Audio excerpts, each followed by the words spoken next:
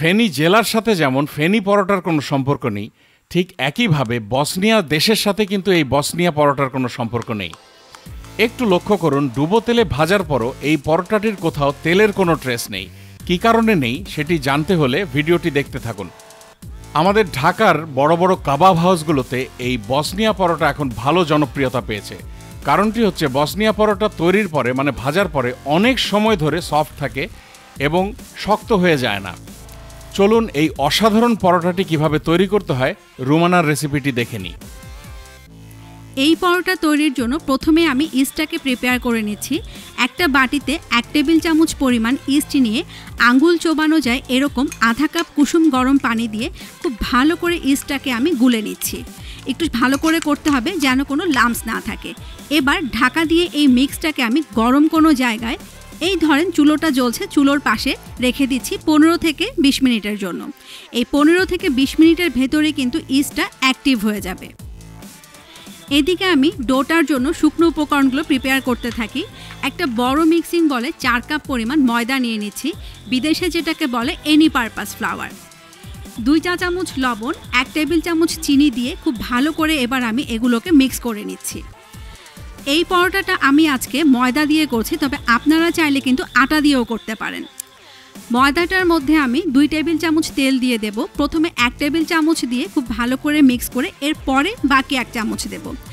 একসাথে যদি দিয়ে দেন তাহলে কিন্তু লাম্পস হয়ে যেতে পারে। এবার আবারও খুব ভালো করে মিক্স করে নিতে হবে। আমি বারবার বলছি মিক্স করার কথা, কারণ এই ডোটার উপরে কিন্তু ডিপেন্ড করবে আপনার পরোটাটা কেমন হবে। 2টা ডিম খুব ভালো করে ফেটিয়ে নিয়ে এবার আমি ময়দার ভেতরে দিয়ে দিচ্ছি। দিয়ে আবারও কিন্তু খুব ভালো করে মিক্স করে নিতে হবে। ওদিকে আমি দেখিয়ে দিচ্ছি ইস্টটা দেখেন কত সুন্দর অ্যাক্টিভ হয়ে ফুলে ফেপে উঠেছে। যদি এরকম ফুলে উঠে তাহলে বুঝবেন যে আপনার ইস্টটা ভালো আছে। না ফুললে কিন্তু কখনোই এই পরোটাটা ফ্লাফি হবে না। ইস্টটাও ঢেলে দিলাম। এবার আবারও খুব ভালো করে কিন্তু মিক্স করে নিতে হবে। আমার সবগুলো ইনগ্রেডিয়েন্টস দেয়া কিন্তু শেষ। এবার ডোটা প্রিপেয়ার করে নিচ্ছি। আঙুল চোবানো যায় এরকম কুসুম গরম পানি দিয়ে কিন্তু ডোটাকে আপনাকে মাখতে হবে। অল্প অল্প করে পানি দেব আর ডোটাকে আমি মাখতে থাকবো। আপনারা ভিডিওটা ফলো করতে থাকুন। আমি আপনাদেরকে একটা ইম্পর্টেন্ট টিপস দেই। অনেকে হয়তো বলবেন যে আপু ইস্টের পরিবর্তে বেকিং সোডা বা পাউডার দেওয়া যাবে কিনা। না, আমি নিজে এটা ট্রাই করে দেখেছি যে বেকিং সোডা বা পাউডার দিয়ে তৈরি করলে যখন এটা ডুবো তেলে ভাজবো একদম লুচি বা পুরির মতো ফুলে উঠবে, কিন্তু যখনই ঠান্ডা হয়ে যাবে এটা চুপসে যাবে।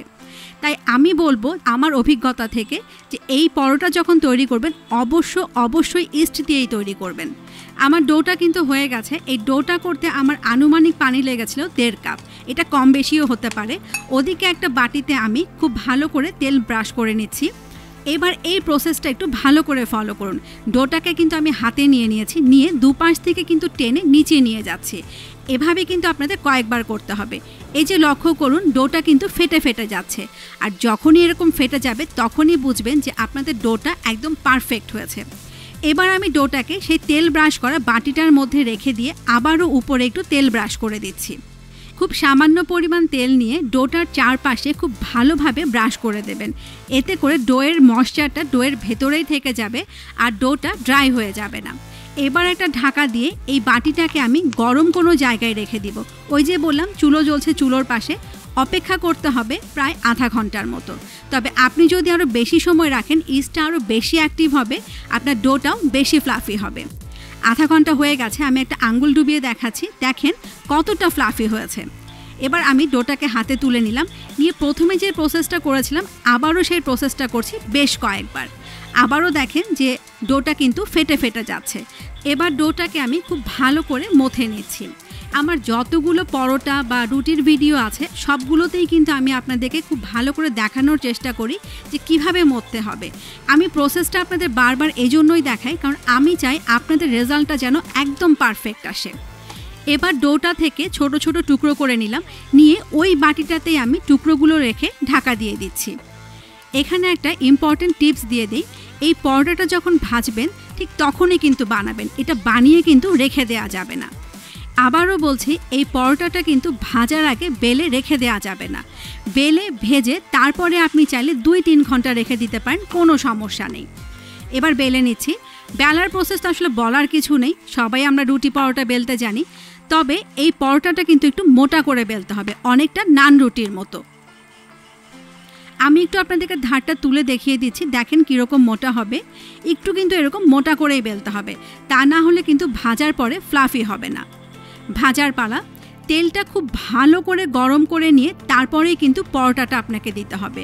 যখন আমি খুব গরম তেলে পরোটাটা দিব, চারপাশটা চট করে ক্রিস্পি হয়ে যাবে, তাহলে ভেতরে আর তেলটা ঢুকে যাবে না। চুলোর আঁচটা কিন্তু একদম ফুল রেখে এই পরোটাটা ভাজতে হবে, আর ভাজতে কিন্তু মিনিট খানেকের বেশি কোনোভাবেই সময় লাগবে না।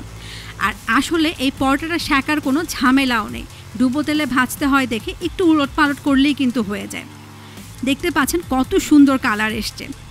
অনেক সময় আমাদের বাচ্চাদের আমরা যখন পরোটা টিফিনে দেই, বাচ্চারা কিন্তু এসে কমপ্লেন করে যে আম্মু খেতে পারিনি, পরোটাটা শক্ত হয়ে গিয়েছিল। এই পরোটাটা যদি আপনি বাচ্চাকে স্কুলে টিফিনে দেন, বাচ্চা কখনোই এসে বলবে না, কারণ 4-5-6 ঘন্টা ইজিলি এই পরোটাটা একদমই সফট থাকে। ঠিক একইভাবে আমি সবগুলো পরোটা সেঁকে নিচ্ছি। পরোটাগুলো ভাজার পরে আমি তুলে নিয়ে তেলগুলো একটু ঝরিয়ে নিয়েছি। এখন সার্ভ করার সময় দেখেন কোনো তেলই কিন্তু নেই। এটা যখন আপনারা খাবেন ভেতরেও দেখবেন কোনো তেল নেই। এই পরোটাটা আমি তান্দুরি চিকেনের সাথে সার্ভ করেছি, আর এই তান্দুরি চিকেনের রেসিপিটি হচ্ছে আমার শ্বশুর আব্বার। খুব রিসেন্টলি হয়তো আমি আপনাদের সাথে এটাও শেয়ার করব। আপনাদের যদি কোনো প্রশ্ন থাকে অবশ্যই আমার ভিডিওর নিচে কমেন্ট করবেন। আমি প্রতিটি সামাজিক কমেন্ট পড়ি এবং উত্তর দেওয়ার চেষ্টা করি। আবারও দেখা হবে অনলাইনে নতুন কোনো রেসিপি নিয়ে। সে পর্যন্ত সবাই ভালো থাকবেন, আমাদের জন্য দোয়া করবেন। ভিডিওটি দেখার জন্য সবাইকে অসংখ্য অসংখ্য ধন্যবাদ।